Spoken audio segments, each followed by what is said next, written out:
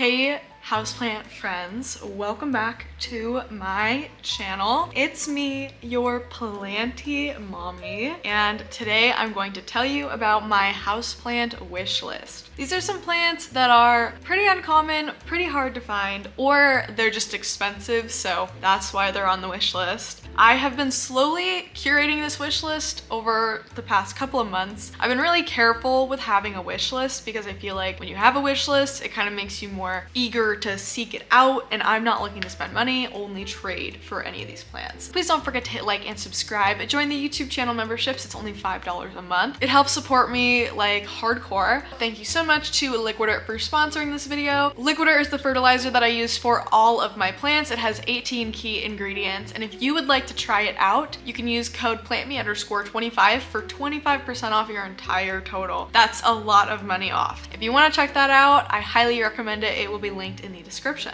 But let me tell you about these plants because oh my gosh, they're wilding, okay? Wilding. The first one on my list is inarguably, the one on my list that I want the most, and that's going to be the Philodendron Red Anderson. If you've never heard of this philodendron, it's basically like a pink princess, except that there's like a ton of white, and instead of pink, it's red, and then there's this beautiful emerald green color on there as well. It's genuinely so cool, and they used to be extremely expensive. They still are expensive, but they are coming down in price, which is very good for someone like me in case for some reason I never got the trade for one. Red Andersons are pretty easy to grow and propagate as well. They grow just like any white princess or pink princess, like the exact same type of growth pattern. They're a particularly classy plant. I find that people kind of hold them in a higher esteem than a lot of other rare collectible philodendrons. They seem to be like I don't know, I feel like if anything has white and green and red/pink, people freak out over it so much more than they would have if it was just like 2 colors. The 3-color combo is just really highly sought after. I personally love it, cannot wait to hopefully have it someday. The next one on this list is definitely the second one like ranked for me, and that's gonna be Antherium Longus,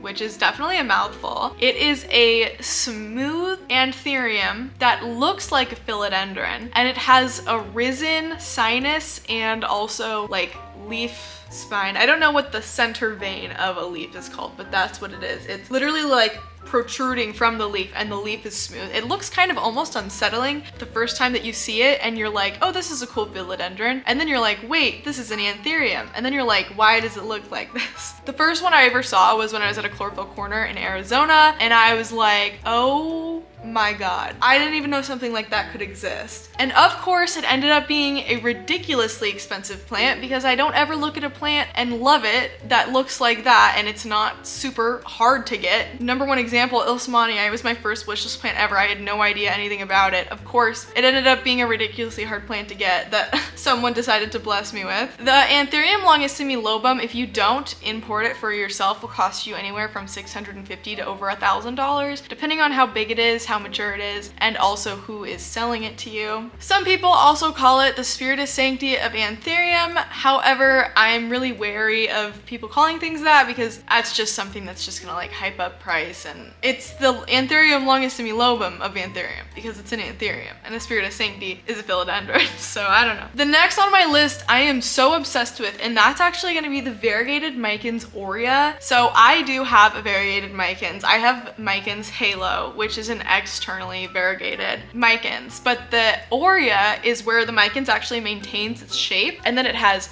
pink, white, all the different shades of like anywhere from yellow to like deep green, and it's just so beautiful. It is a extremely expensive plant. You won't be able to find one for probably less than $2,000 for a while. They are a plant I don't think is going to come down in price anytime soon. So if you're looking to buy one, I would honestly just wait. Mykans grow so fast, including this Mykans. I would just wait. Like we saw how fast the Mykans Halo came down in price. Like you can get them now for less than $100. With plants that are really easy to prop like a Mykans, I just don't see the price on this one staying high for too long. So if I were you, I would just keep waiting it out. The next plant we're gonna talk about is Antherium species Limon, and that is a shingling / climbing antherium Antherium, which I didn't even know existed. It is so cool. I just like look at it.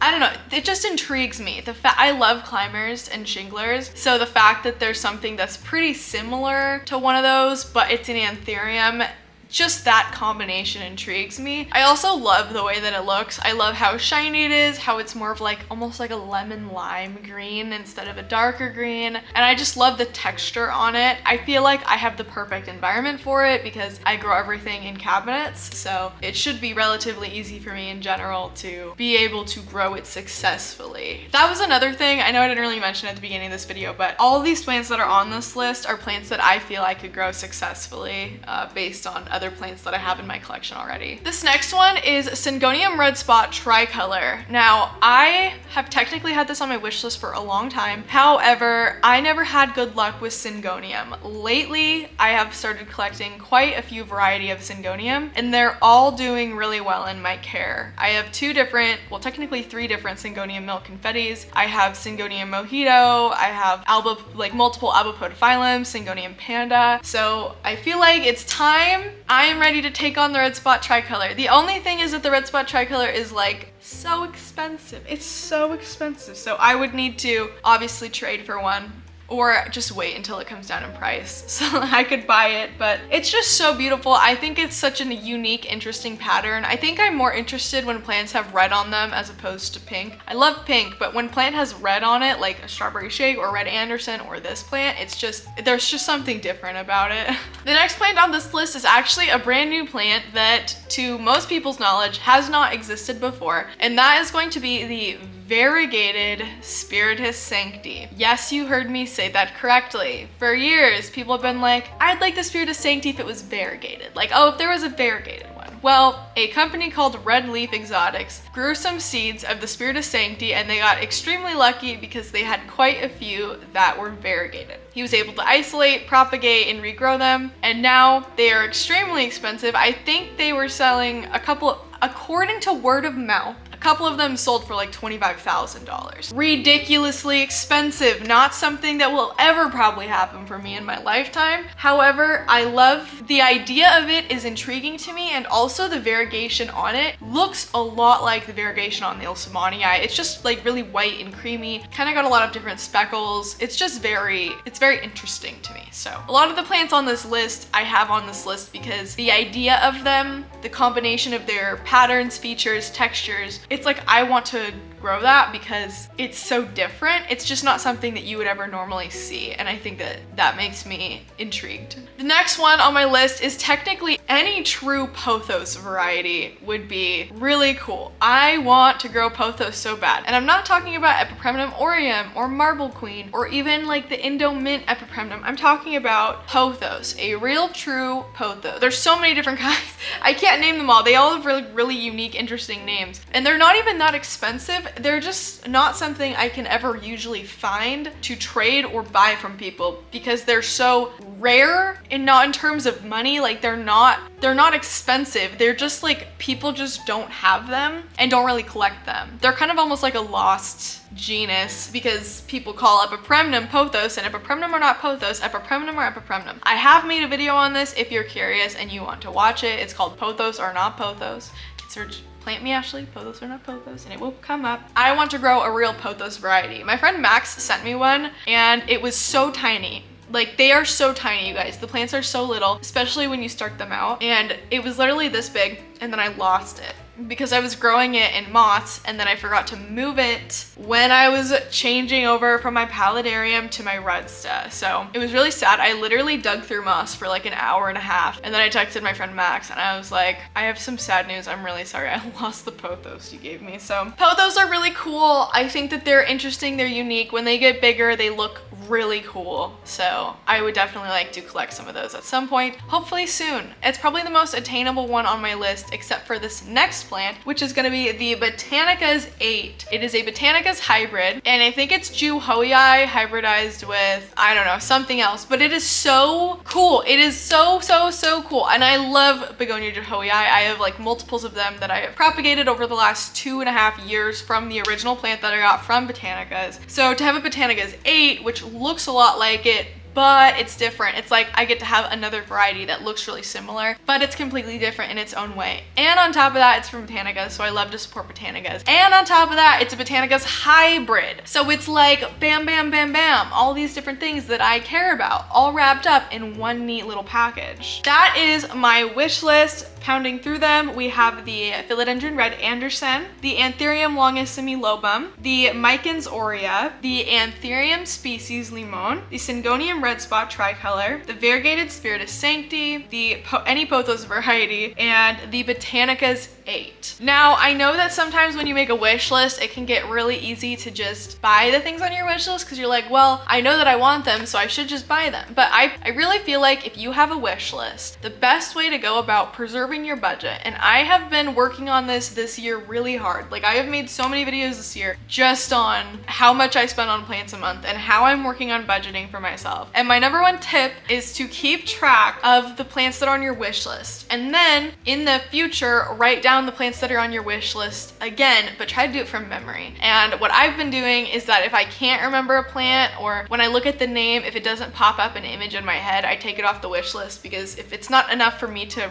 remember, then it was probably an impulse addition that I added to my wish list. Another good way to make sure that you're not filling up your wish list too much or doing impulse buys is, what I do is I look at plants on the internet at nighttime while I'm falling asleep. I will usually almost always fall asleep before I get the urge to buy something, and it becomes like a really good night ritual where I can kind of look at some really beautiful plants, see what people are selling, see what the prices are. I hope that those are some good helpful tips. Thank you so much for watching this video. I love making wish list videos. I think that they're so fun. I would love to know what your wish list is. Tell me in the comment section down below. Maybe I'll end up adding something to my wish list that you told me about that I didn't know about before. Don't forget to hit like and subscribe and join the YouTube channel memberships. It's only $5 a month and you get such a good value out of it. Plus, on top of that, you're helping a small creator continue to do their job full time. It is so helpful and cheaper than your coffee. However, if you don't want to do that, the Discord is free now, so you're welcome to just join the Discord outright and come hang out with us there. It's a super fun time. We almost have 500 members in the Discord now, which is so cool. Thank you so much to Liquidert for sponsoring this video. Don't forget that if you want to check out Liquidert, which is me and my friends' favorite fertilizer, and also lots of different companies also use Liquidert. You can use it indoor and outdoor. It's non-toxic, 18 key ingredients. It's so helpful. You can use code plantme_25 to get 25% off your entire purchase, and that also helps support the channel. So thank you so much for watching this video. Thank you so much to Botanicals, Kim Klanowski, and Lauren Alexandra for your extra and continued channel support, and I'll see you guys in the next houseplant section. Goodbye.